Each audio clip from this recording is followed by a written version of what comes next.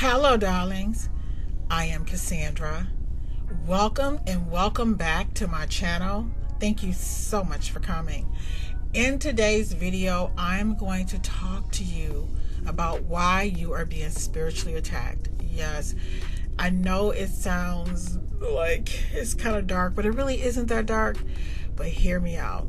This is a message that has been downloaded to me, and I feel compelled to share it and for whoever this message is for.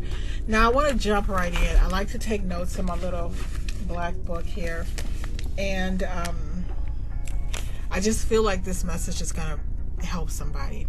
So first of all, I want you to know that the reason you're being spiritually attacked is because you are having a spiritual awakening, and you're leveling up, becoming a greater and grander version of yourself. So just remember, that is the purpose of the spiritual attack. Now, I really hate to read because you're supposed to remember your speech, because listen, guys, by the time I remember this download and keep recording it over, no, I'm going to get this message out right now. So the first thing I want you to know is the purpose of your spiritual attack, why you're being spiritually attacked, is because if you can't trust divine, God, all that is, your spiritual team, your ancestors, if you can't trust them with little things, you won't be able to trust them with big things. So the first reason that you are going through a spiritual attack is because you need to develop a relationship, a trust, a bond with your spiritual team, your higher self, your instincts, your intuition, to learn who to trust. Should you trust authority figures? Do you trust the quiet voice inside of you? What does God's voice sound like to you? Like, what is it? Can you determine God's voice from your ego's voice, from your from your inner critic? Listen, that is so important. So before you get the position as a CEO, or before you actually become the next president, or before you become world famous, if you're going to be grounded and healthy and safe, then there are some things you need to put into place in terms of knowing your developing a strong bond with your spiritual team, your ancestors, your angels, your guardian angel. Now, one of the things that came to me was that it is so important to know the voice of your inner critic, and always listen, because yes, your inner critic, but what are they trying to tell you? What do they want you to know? Like, it doesn't mean you listen to any version of yourself or portion of your cognitive self that's trying to guide you, but you say, okay, this is my inner critic. What do I need to know? What could possibly hurt me? What am I overlooking? Something? Am I overlooking the details? Am I moving too fast? Am I taking a risk and not looking at some other factors? Know the voice of your inner child is very important. Give them a name. One of the things that came to me was that you should create a journal, and you should communicate with your inner critic, and give this person, this being, this entity, this version of you a name, and say, okay, this is my inner critic, and this is what they want me to know, and just write it down. You also want to know the voice of your inner child, because your inner child, it may seem like, oh, these are just wounds from childhood. I was always the last one to pick to be selected for a team, or maybe I just feel like I didn't get enough attention, or whatever is going on with your inner child. Or listen, the point is, you don't drown these voices out. You know these voices, you recognize these voices, and you have strength. You have a list of the strengths and weaknesses of each argument, of each of these inner versions of yourself. So your inner child, your inner critic, and your ego. Like, do I really want to be CEO? Do I really want to run for president? Do I really want this position, or am I just trying to prove something to my parents? Even your inner parent. So again, the reason you're going through a spiritual attack is because you need to develop a sound relationship with your spiritual team, your ancestors, your angels, God, divine, goddess, however you define this energy that's bigger than you, so that you will understand what is happening to you, and you know you can trust this voice. Even if you should be able to trust your spiritual team, your ascended masters, your spiritual guides. You should understand their voice and what they're saying to you over anybody else, because what they're saying to you and what's in your best interest. And I just want to give you a quick example. Sometimes the reason we don't get the things in life that we want is because deep in our heart we don't believe that we deserve them. Add this unconditional self-love jewelry to your magical repertoire to bring in more wealth, more love, because when you fall in love with yourself, so will the world.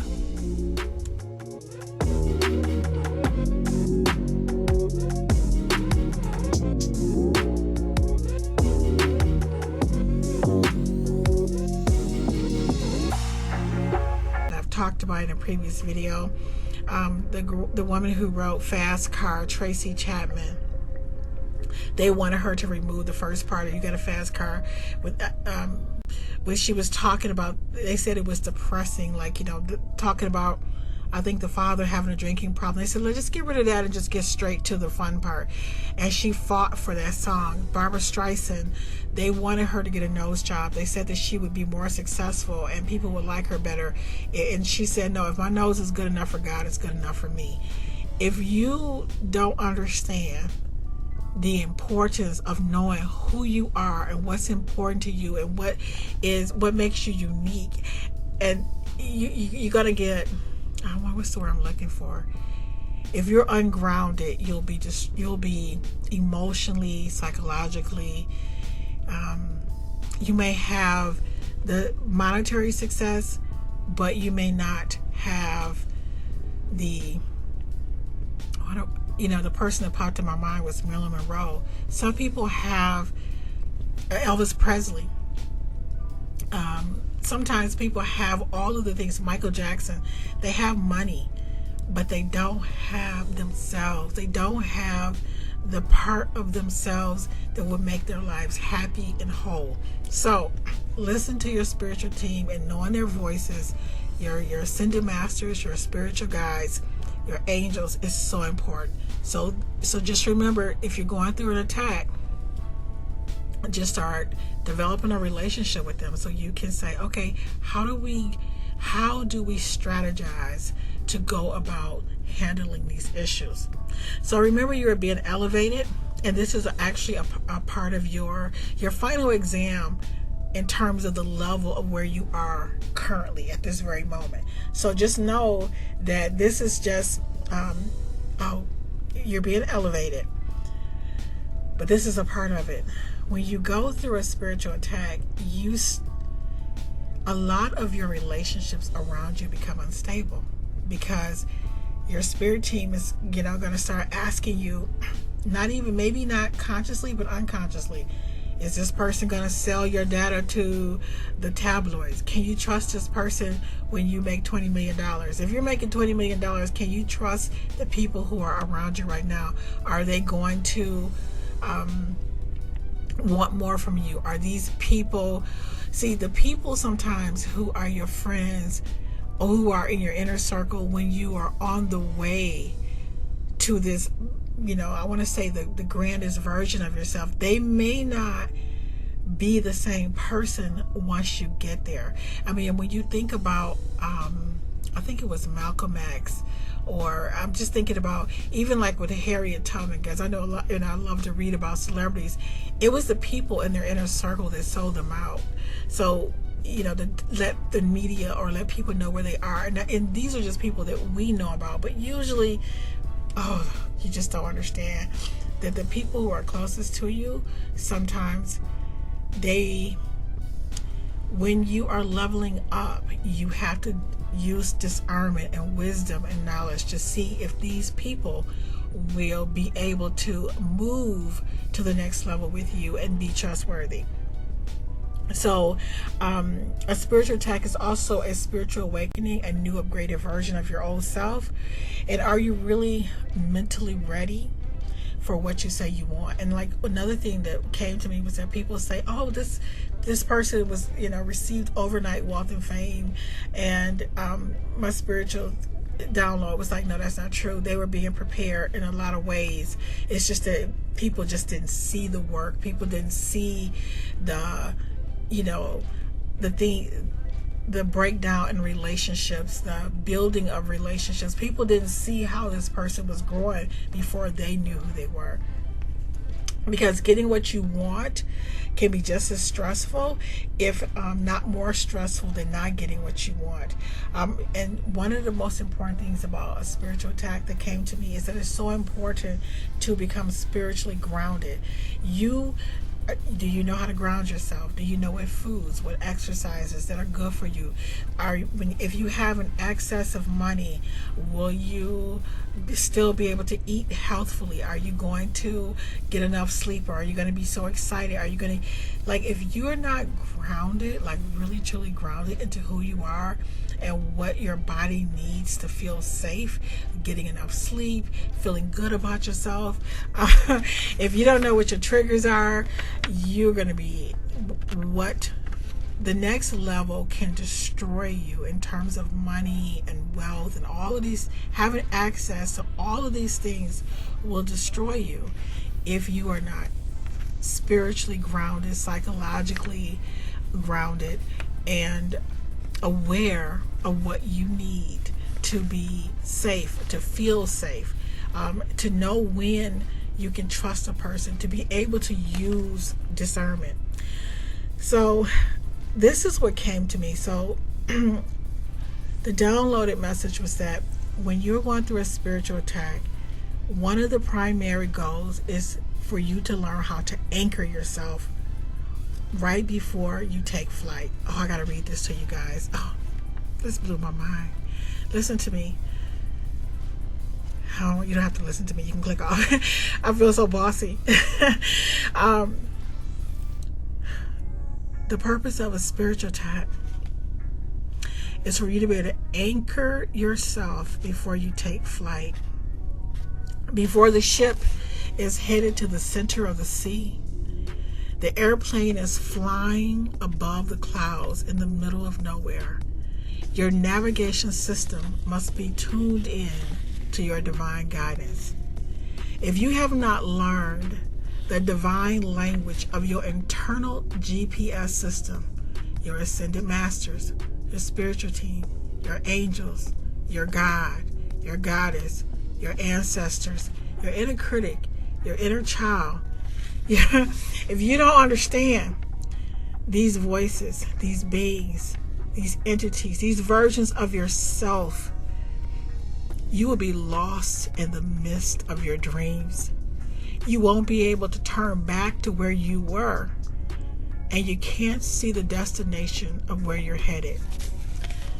So while you're in the midst of the clouds, or above the clouds and in the midst of the sea, you're in a state of be still and know that I am God. I don't know if you guys have ever heard that before. So a spiritual attack, when it's saying be still and know that I am God, that means you are connected to your divinity. You are connected to the greatest and grandest version of the God inside of you, right? And being still means, I'm going to read the rest of this to you, but I want to tell you a story. Oh God. I want to tell you a story. So, I'm on a spiritual journey, as you are. That's why you're watching this video. And the more skills, the more knowledge, the more tools you are giving, metaphysical tools you are giving, you could really hurt somebody. You could really do some damage, right? Because there's so much that you know. And I'm learning that I remember one night, and I want to, I'm not going to use any names to protect the guilty. But I'm just going to say that when you're being tested to see if you have the wisdom and the discernment to be trusted with, let's just say, with metaphysical tools and skills that could really hurt a lot of people. I feel like God, the divine goddess, whatever term that make you feel comfortable, you're going to get this really big test, man. And your first thought may be to, oh, you messed with the wrong one, child. Do you know what I'm over here stacking with? That may be your first thought. But I'm going to tell you, it probably shouldn't be your last thought. Yeah. Now, I just remember, I'm just going to, oh God, I hate talking like this because I feel like you don't understand. I'm just going to say this. I'm going to give some examples. Let's just say that your cousins, your I don't know, how do I say this? Let me just make up something. Let's just say that your cousin's husband or your cousin's boyfriend came on to your husband or something like that. You know what I mean? And you of course that hurt you because you have your family get-togethers and you know that this person is treacherous and they're smiling in your face at the same time they're coming on to your spouse. Now your cousin becomes ill and so does their boyfriend. With me trying to let me just say this. You realize that in order for your cousin to be healthy, that you still need to use your gifts, your healing gifts, to heal their boyfriend, even though, or their girlfriend or their mate, even though that person hurt you, because the love for your cousin must supersede the anger over their mate treating you poorly and treacherously. Does that make sense what I'm saying? So somebody can let me just walk you through this. Sometimes people can be attached to people that you really love and who are very dangerous to you, but because you love that person so much, you have to tolerate the people that they love, even though those people don't care for you. Do you understand what I'm saying? So you can't just say, well, let me go and pull out my arsenal and show them that they shouldn't do this to me or they shouldn't cross me. Man, let me tell you something that I'm learning about this spiritual journey.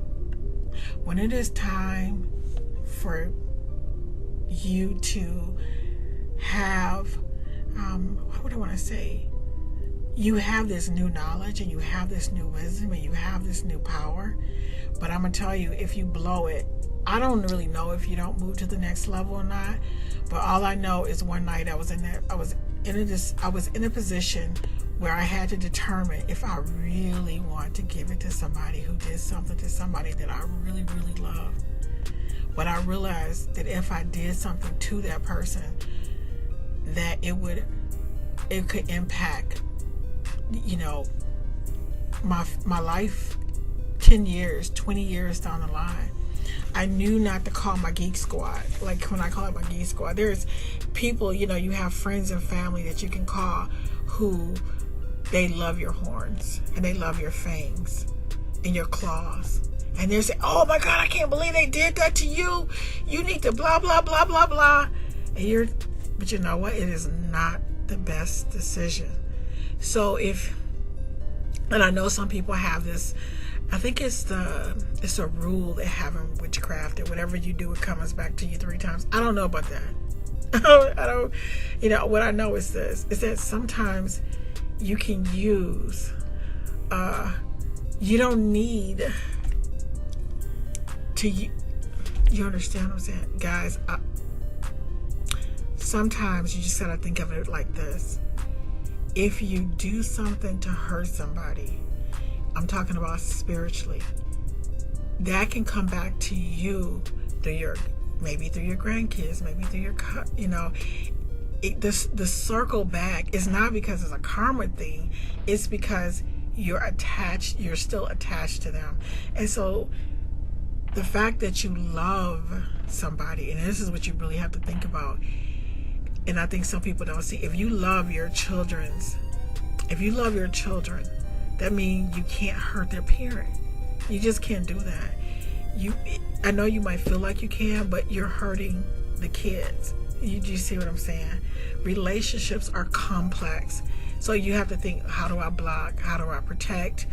I'm going to protect myself from this person, but I'm not going to try to hurt this person because this is going to hurt somebody I really, really love. And to me, when you're being spiritually attacked and you can see it, I think you're being given a new arsenal. Your arsenal of whip ass is being upgraded. But guess what? Your hands are being tied in terms of using it, and on who and when, and if you should even. It's like having something, but you've been given the discernment to know that you shouldn't use it. I don't know if that makes sense or not to anybody. So anyway, you can choose to look at a spiritual attack as jealousy, envy, black magic, spell work, hexes, curses. It could be all of these things. But the purpose of this precious moment in time is knowing that you can lean on the support of your spiritual team, the ascended masters, the God inside of you, the goddess inside of you. This is why they have come to assist you. This is their playground. This is where they shine. This is where they fight the battles that you cannot see. The enemies before they strike. This is where your ancestors rise, fight, and cheer you on. During this time of isolation, when you're going through a spiritual attack, because now you don't know if you can, your trust levels, who to trust and how to trust, and you just become a different person, because you have to become a different person, because the more powerful you become spiritually, mentally, psychologically, you see things.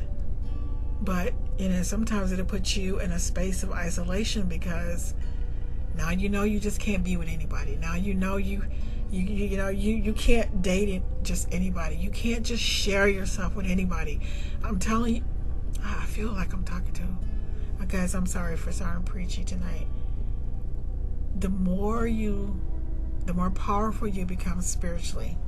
When I say spiritually, I just mean like your wisdom, your knowledge, the things you obtain. That's why sometimes, when you feel like, oh my God, I can't believe I just discovered this. I can't believe this just happened for me.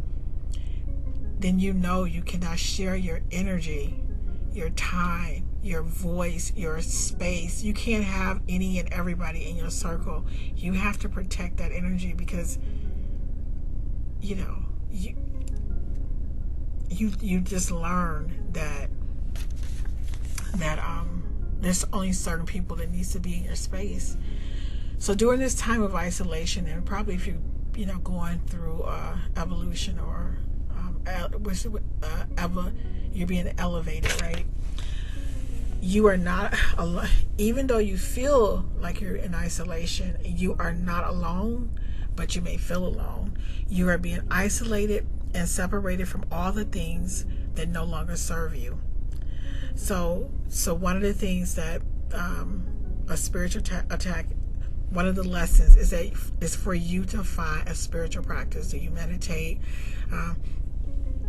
How do you ground yourself? What tools are you using? What magic you know, whatever you're doing, but you do need like a spiritual practice. Know your inner demons as well. Oh yeah, on your inner demons. It's so important. I know sometimes people want to like, oh, let me get rid of my demons. No, child, you don't get rid of your demons. Even your demons are there for a reason. What do they want you to know? Who do they want to protect you from? What do they want you to know about yourself? Where are they telling you not to go? Listen, give them a name, know their voice, and hear them out.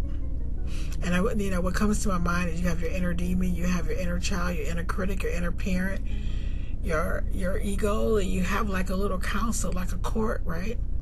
And you give them all names and little tags, and you write down like, okay, so how do you feel about this? What do you think? Like when I'm trying to make a decision, and I love the different perspectives from my different dolls, my different alien beings. They talk to me, and I'll make my own decision. I know that sounds great. Like, I'll look at all of the data, and I'll do what I think is for my highest good. But I know that those different perspectives and viewpoints are there for a reason to protect me. So determine how long you need to sleep on something before you make a decision. Like, know yourself when you're angry. Like, sometimes I know when my claws are out. Like, I know when my horns are out, and I know when my fangs, and I'm just like, no, I'm gonna wait till my horns go down and my claws go in and my fangs, and then I'm gonna try to revisit this situation, right? Know which people not to trust before giving them a chance to enter your space. Again, it's giving you the gift of discernment. This is a part of why you're being spiritually attacked, the gift of discernment. I don't want to share too much. Y'all know I can't do that, but there are times where when I think back, I can look at a person.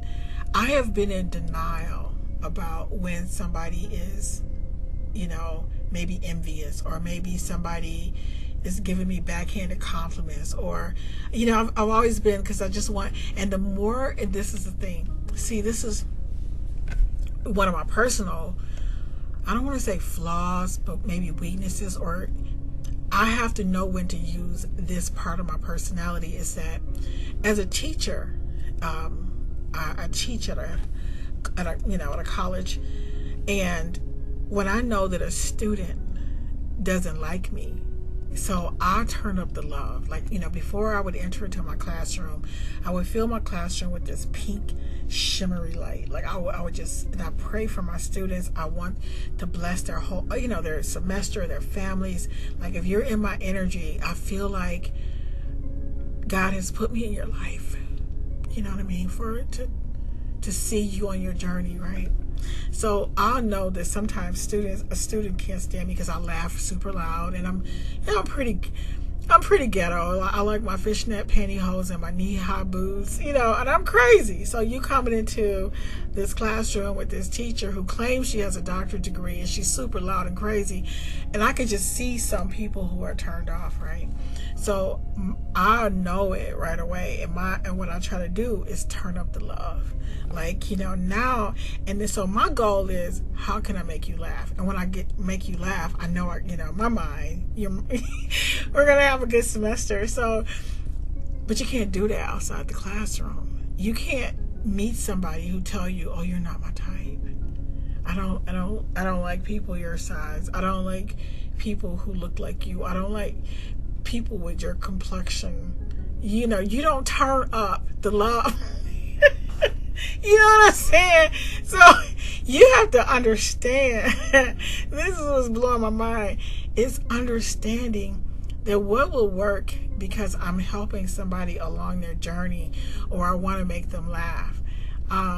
That's not something you translate in every aspect of your life. You must know yourself, know your triggers, know when you are trying to overcompensate, and say, wait a minute, why am I giving? No, I'm not doing that. I'm not going to, give myself to people who don't respect me, or no way. Like, you have to. A spiritual attack is an opportunity for you to evaluate your self-worth, your self-esteem, and what you're willing to tolerate from other people, and what you're willing to give and when to give it. So know what people, so you want to know which people not to trust before giving them a chance to enter your space. And that's so important, because one of the arguments that I have with my son a lot, Ma, God put him in my life to keep me grounded, because he doesn't believe in magic at all. And he says, well, how could you accuse somebody of something they haven't done? But then he has come back to me so many times and said, Ma, you were right about such and such. I was like, I know, I tried to tell you. He said, yeah, but it's not fair to accuse them of something they haven't done. No, you don't have to accuse them. You have to remove them from your space. Remove yourself from their space. Like, you don't wait until the hammer falls, Above all, know God's voice from all others. It's a quiet voice. It's a small voice. And it's not pushy either. Like, it's that little quiet knowingness, right? You may not see physical evidence to support your inner knowing, but physical evidence could be too late. You could lose the contract. You could put somebody in a position to really hurt you.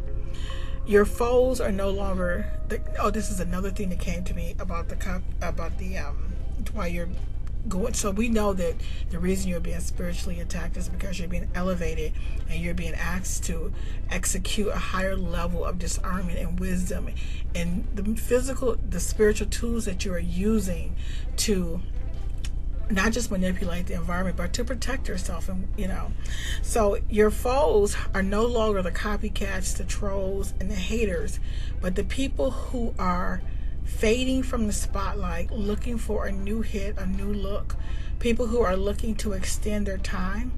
And they will claim that they want to help you, show you the ropes. They are the most dangerous people to be around, because they want to steal your starlight energy before you shine.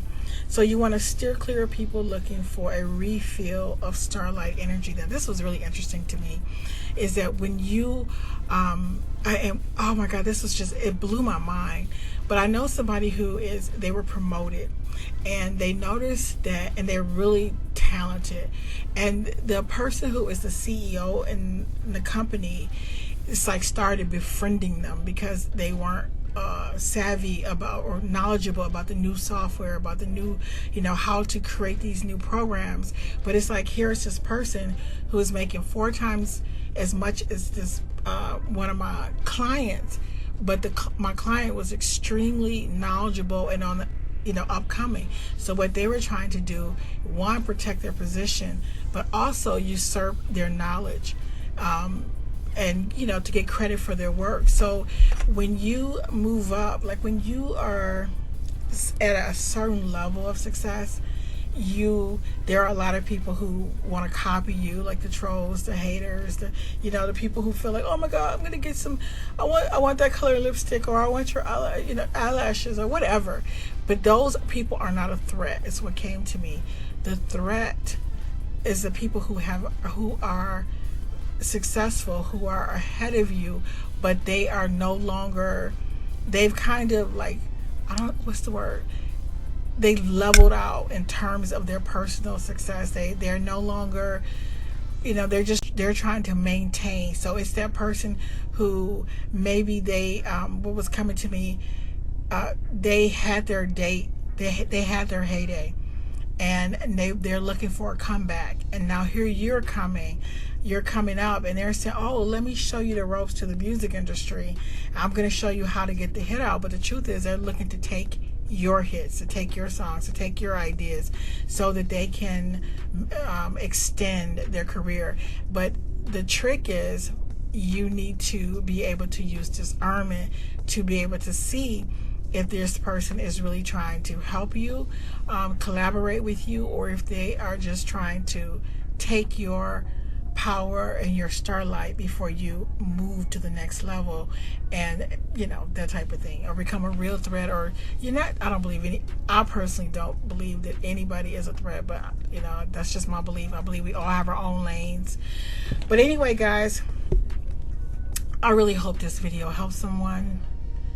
Thank you so much for watching, And I look forward to seeing you, darlings, in the next video.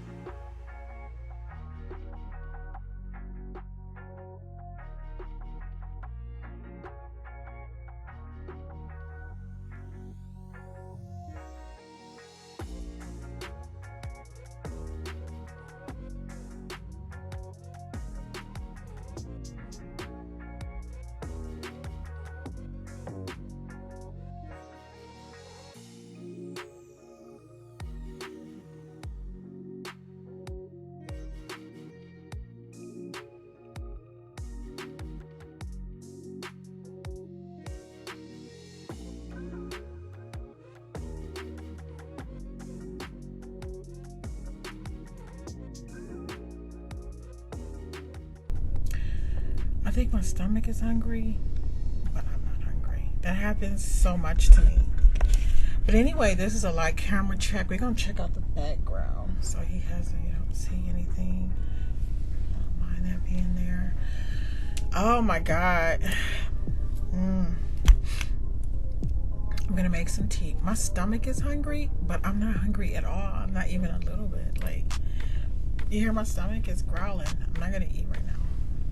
I don't even know what I want. I don't want anything heavy. I had some pinto beans and cornbread that was like my favorite. My favorite food. Pinto beans and cornbread. I know it's always been like, don't play with me with some pinto beans and cornbread, y'all. But anyway,